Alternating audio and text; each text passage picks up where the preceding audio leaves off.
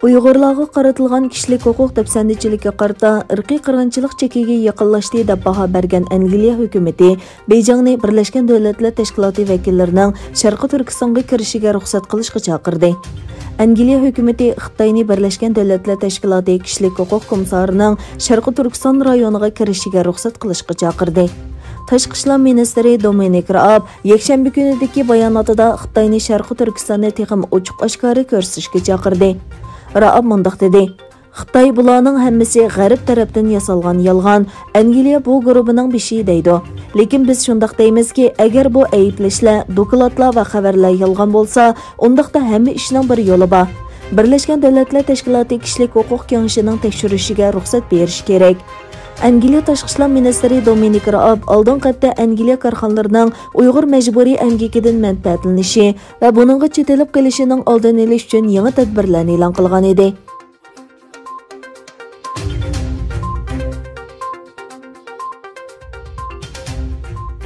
Uchurlardan ma'lum bo'lishicha, atoqli yozuvchi, shoir va adib Hoji Mirzohid Kerimi Xitoy turmasida vafot bo'lgan. Materiallarda tunishtirilishicha, bu yil 80 yoshga kirgan Hoji Mirzohid Kerimi 1939-yili Qashqar shahrida dunyoga kelgan bo'lib, 1958-yili ayni vaqtdagi atalmish Xinjiang institutini bitirgan. 1959-yili Uyg'ur jamiyatida zo'r dog'dug'i paydo qilgan sanduq ichidagi bu vaqt degan she'ri sababli yerlik millatchilik deb ayblanib kesib etilgan.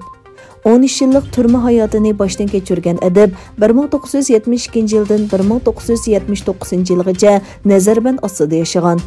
Qashqar Uyg'ur nashriyotining pensiyaga chiqqan tahriri adib Hoji Mirzohid Kerimi 2018-yildagi kollektiv tutqunning qurbonlaridan biri bo'lib, 2018-yili noyabrda uning 11 yillik kesilganligi jazmlashtirilgan.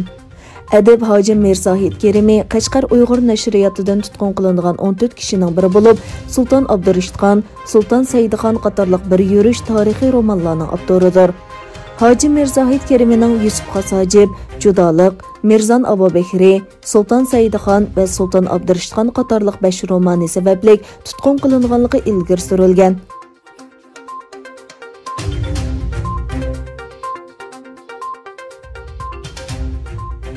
Butun dunyoga tarqalgan Xitoy virusining manbasi haqida yangi uchurlar o'tirg'a chiqdi. Dunyo Səhiyyə Təşkilatı tekshirish guruhi virus tunji bo'lib bayqalgan Wuhan shahriga tekshirish uchun borgan bir paytda Xitoy tadqiqotchilar o'zlarining shaharning hujumiga uchirganligini aytdi. Xabar qilinishicha, Wuhandagi tajribaxonada ishlayotgan Xitoy tadqiqotchilar o'zlarining o'nkirlarda tadqiq olib berayotganda shaharning hujumiga uchirganligini e'tirof qilgan. Virus tarqalgan dastlabki mezgillarda bu virusning shahardan odamga yuqqanligi o'tirg'a qo'yilgan edi.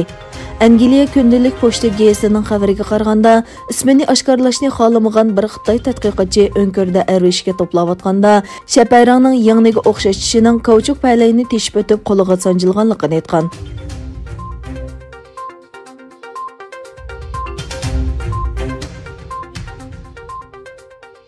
Xabar qilinishicha, 1-oyning 20-kuni Amerikaning prezidentlik taxtiga o'ltirgan Jo Bayden vazifaga o'ltirgandan keyinla Donald Trampning ba'zi talash-tortishli qarorlaridan chekinadi. Bayden Oqsaroyning xizmatchilar boshlig'i tayinlanganligini e'lon qilgan Rockline shanba kuni Oqsaroyning yangi yuqori darajali xodimlariga xat yozib, Baydenning vazifaga o'ltirgan tunji kunida 10 ga yaqin prezident farmoniga imzo qo'ymoqchi bo'lganligini bildirgan.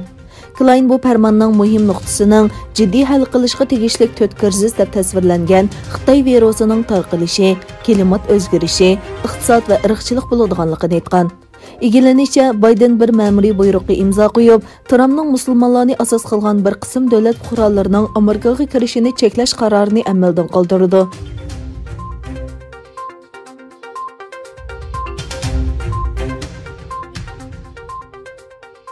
Yevropa İttifaqı İsrailiyani ishg'ol qilib olgan Iordan daryosining g'arbiy qirg'og'ida yangi o'ltiraq rayon qurish qaroridan qaytishga chaqirdi. Yevropa İttifaqıning tashqi ishlar va bexatarlik siyosatining yuqori darajalik vakili Josep Borrell ishxonasining bayonotida Israiliyaning Quddusning janubidagi Givat Hamatosda 800 uy selish qarorining xalqaro qonunga xilof ekanligi va xayrida chaqirishni to'xtatishni talab qilganligini ta'kidladi.